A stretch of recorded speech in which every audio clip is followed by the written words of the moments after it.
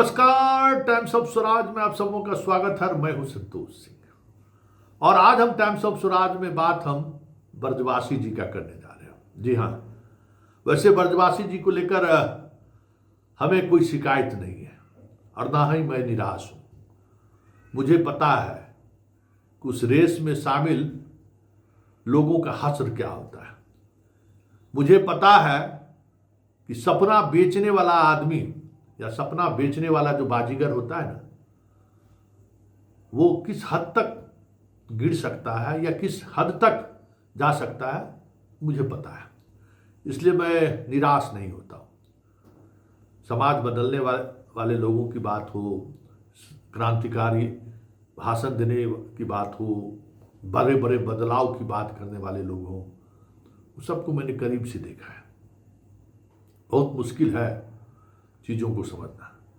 देखिए, ब्रजवासी को लेकर हम शुरुआती दिनों से ही बहुत ही ऑब्जेक्टिव रहे, क्योंकि मुजफ्फरपुर में शिक्षा व्यवस्था में जो कह सकते हैं कि शिक्षा माफिया का जो प्रवेश हुआ, कहीं न कहीं ब्रजवासी कम जिम्मेवार नहीं है, हमें मालूम है। और इसीलिए हम ब्रजवासी को लेकर काफ़ी ऑब्जेक्टिव थे। ब्रजवासी के जीत पर लोग जश्न मना रहे थे और हम कह रहे थे कि ये जीत जो है शिक्षकों के लिए सबसे बड़ी हार है। जितना शिक्षक सड़कों पर तांडव कर रहे हैं, उतना ही नुकसान आने वाले समय में शिक्षकों को होगा, क्योंकि ये शिक्षक के लिए ये लड़ाई नहीं लड़ रहा है और लड़ भी नहीं सकता है। सदन के सदस्य बनने के बाद पहली बार पूरे बजट सत्र के दौरान ब्रजवासी संसद में, मतलब बिहार विधान परिषद में मौजूद रहे। कितने मौजूद सवाल इन्होंने उठाया, वो शायद सारे शिक्षकगण देख भी रहे होंगे। वैसे विधान परिषद में शिक्षा को लेकर ही सवाल खड़े होते हैं और उसमें एक से एक सचिन तेंदुलकर, वीरेंद्र सहवाग, विराट कोहली, संजीव सिंह हो, संजय सिंह हो, यादव जी हो, हमारे नवल किशोर यादव जी हो, नीरज सिंह हो, ये सब तो शिक्षकों के मामले में तो बस से शुरू नहीं हुआ तो कहते भी है ना। विजय चौधरी और अशोक चौधरी कह भी दिए ना कि वो डिबेट का तारीखें तय कर दीजिए, इस दिन खाली शिक्षे का एक सप्ताह तारीख तय कर दीजिए, खाली शिक्षे पर बहस हो, जो भी हो, डिबेट जो भी हो। लेकिन कहीं न कहीं शिक्षा को लेकर जो सवाल खड़े हो रहे हैं बिहार विधान परिषद में, वो देखने वाली बात। हर इशूज पे मजबूती से सवाल खड़े कर रहे थे। उस दौरान ब्रजवासी कहाँ खड़ा था।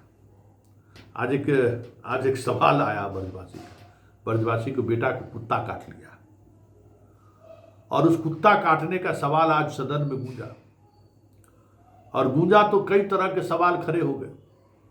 दिनेश बाबू तक की चर्चा और तारीफ हो गई कि भाई, अगर जो कुत्ता काटता है और आदमी बीमार पड़ जाता है तो ऐसे लोगों को दिनेश बाबू के यहाँ भेज दीजिए। सही है, कहे सभापति महोदय।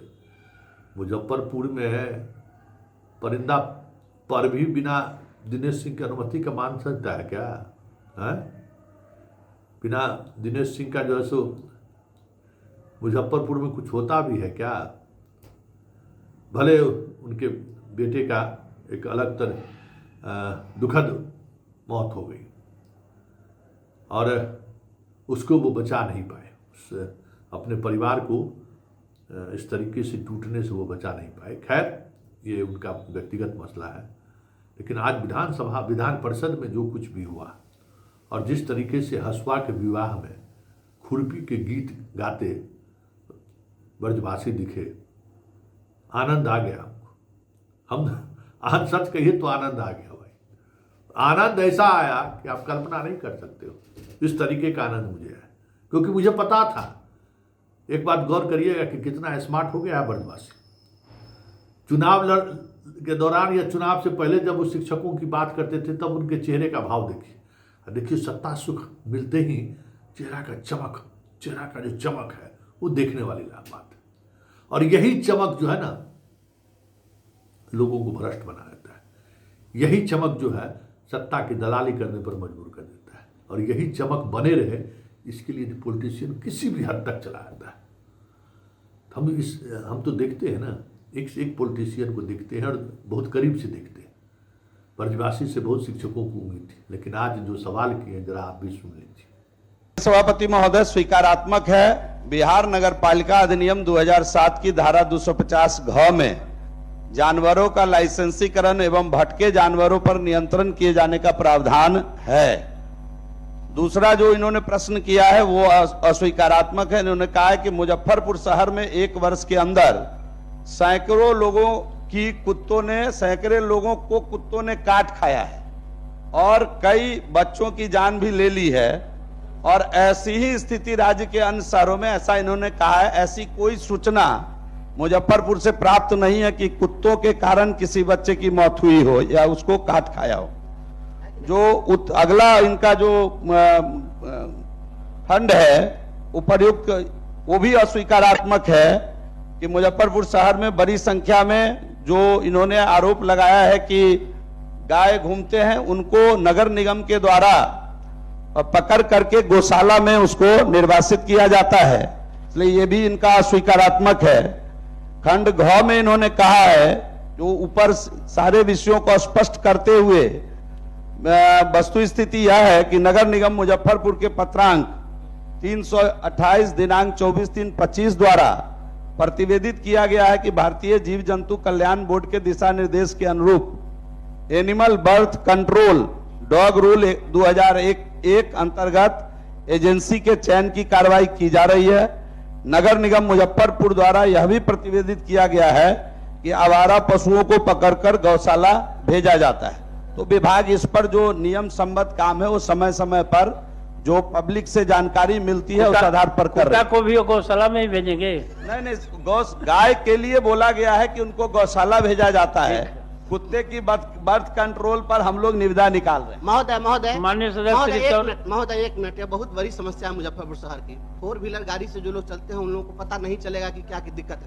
मेरे बेटा को ही कुत्ता काटा, और आपको बताते हैं कि मुजफ्फरपुर शहर में 500 एवरेज लोगों को 1 साल में काट रहा है, और लेनिन चौक पर एक व्यक्ति की सांड ने पटक कर उसको, उसकी हमारे शहर के हमारे गार्जियन दिनेश बाबू हैं, बता सकते हैं, और एक बच्चे को नोच के और कुत्ता खा गया। जानकारी हुजूर लिया जाए, बहुत बड़ी समस्या है। और आपके पास नगर निगम में डॉग कैचर वैन भी उपलब्ध है, लेकिन कोई कार्रवाई नहीं हो रही है। और हर गली मोहल्ले में मीडिया रिपोर्ट्स बताते हैं कि 8000 आवारा कुत्ते हैं।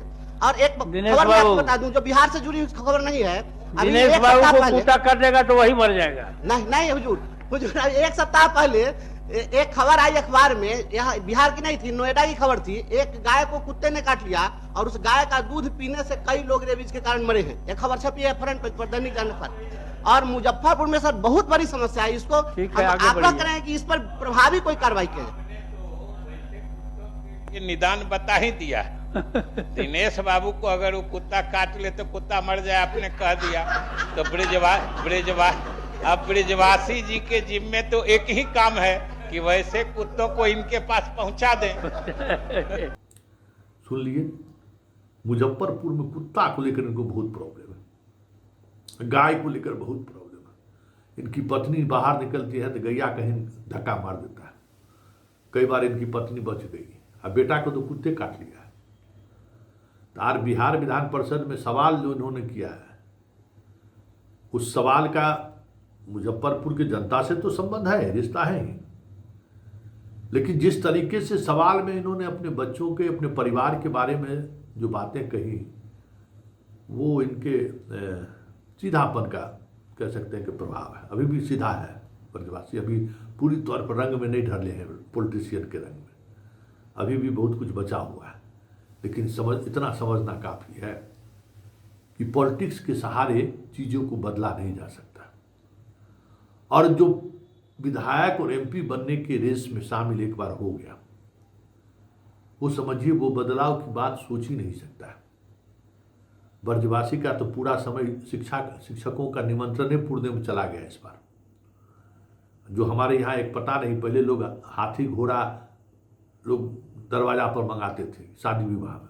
आजकल कितना मंत्री, विधायक और विधान परिषद आया किसी के शादी में या मरनी हरनी में, उसी को लोग प्रतिष्ठा से जोड़ दिया। मुद्दा हम क्यों विधान परिषद बनाए हैं, क्यों विधायक बनाए हैं, क्यों मंत्री बने हैं लोग, उससे कोई वास्ता नहीं है।